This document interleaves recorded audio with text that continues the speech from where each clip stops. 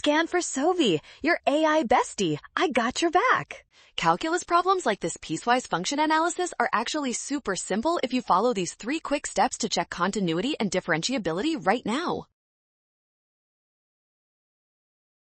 First, we check the point 0 by finding the limit from the left and right sides. Since both equal 0, the function is continuous at the specific transition point today. Next, we look at the derivatives at 0. The derivative of the constant is 0, and the derivative of x squared is 2x, which also equals 0 at that point. At x equals 1, limits match but derivatives do not. It is continuous but not differentiable there, making option B correct.